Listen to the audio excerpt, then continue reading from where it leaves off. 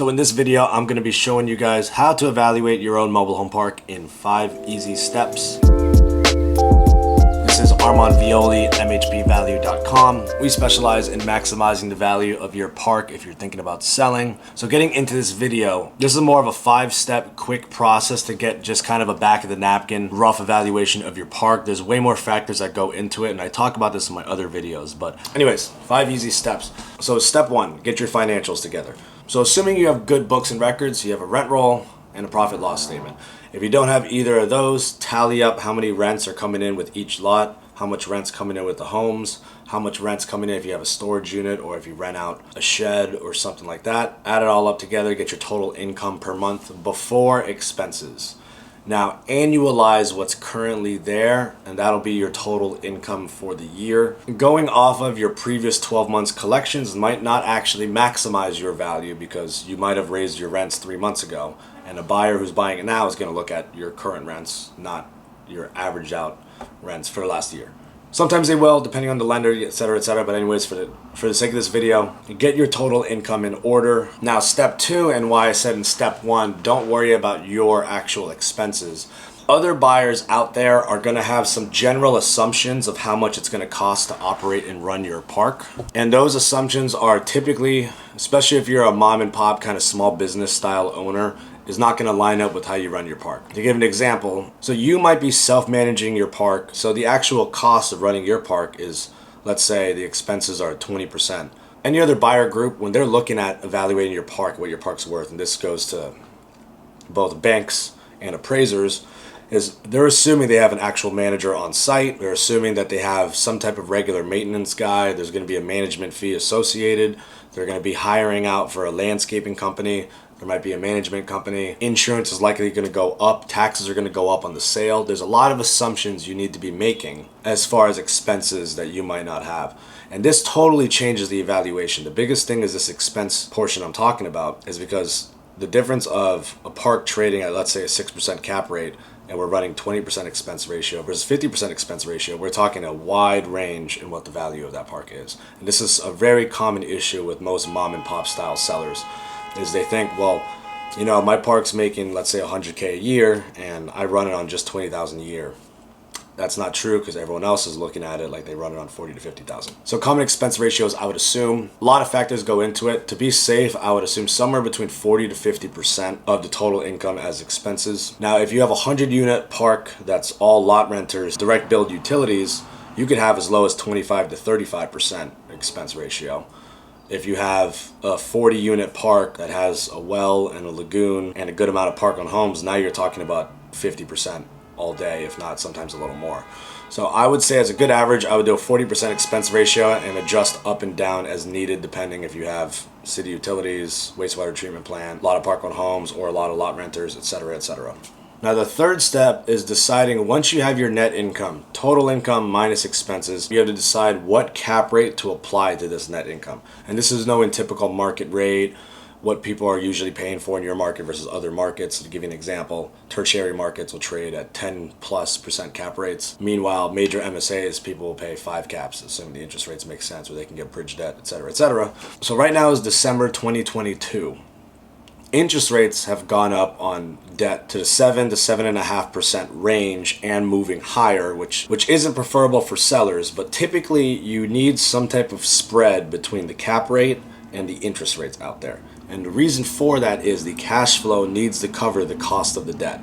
So right now, let's say 7.25, I would assume you need to be an 8% cap rate on the current actual in-place financials. Now this could adjust depending on if you have a really strong national buyer in a major MSA, but if you're also in a tertiary market, you might need to sell at a 10 cap plus, or if you have a lagoon and just less desirable factors, that'll make you have a higher cap rate, which is ultimately a lower purchase price. So for step 4, I'm going to calculate this out for you. This is just a quick, easy example on Excel. You can do this on a piece of paper for your own park. Let's say however many units, the total income for your park is 100,000 a year. We have 100,000. Expenses on this, we're going to assume it's 40%. It goes 100,000 times 0.4. Boom, 40,000. So the net income equal to the total income minus the expenses. That leaves us with an NOI of $60,000. Now in this case, like I was saying, let's assume an 8% cap rate.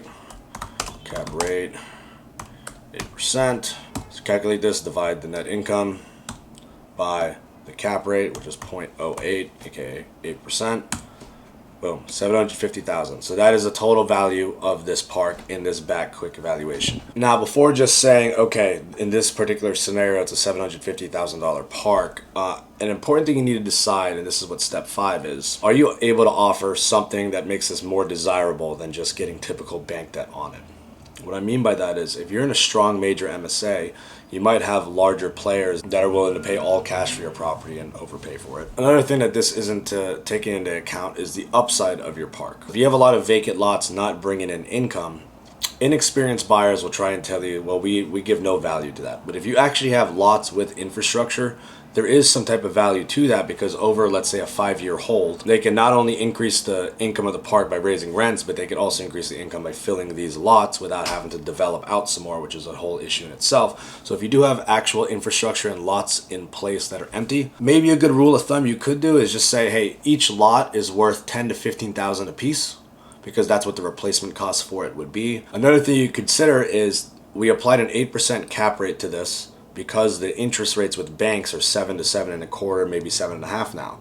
But if you're able to offer seller financing terms that beat out bank debt, let's say you'd offer 20% down with a few years interest only and interest rates at 5.5%, and your park is in a location where there's a lot of upside and your rents are way below market, I mean, you might be able to get a guy who's going to pay a 4 cap for this property. One park that I'm about to have under contract right now, this is a smaller rural park in the Midwest.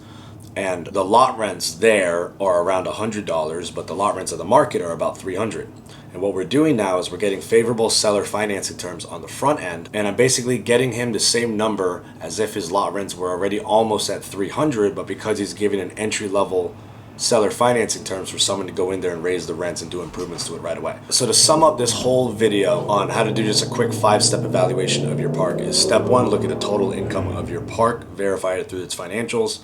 Step 2, subtract the appropriate expense ratio from that total income. Once you have your net income, step 3 is apply a cap rate to it. Step 4, obviously calculate this out. And then now you have to think, as in step 5, what are some variables that are at play right now that could either help or hurt the evaluation of your park. Now, if you guys would like a full 8-page in-depth PDF detailed evaluation of your park, totally free of charge, no upsells, go to MHPValue.com or reach out to me, contact@MHPValue.com, or click the link in the bio. There's MHPValue.com/evaluate. You can sign up right there, and there's also a little video for you to watch of what that evaluation could potentially look like. Do this, again, 100% free of charge. It's a no-brainer to not use us. If you have any questions, you could also shoot me a text at 561-596-8487. Thank you.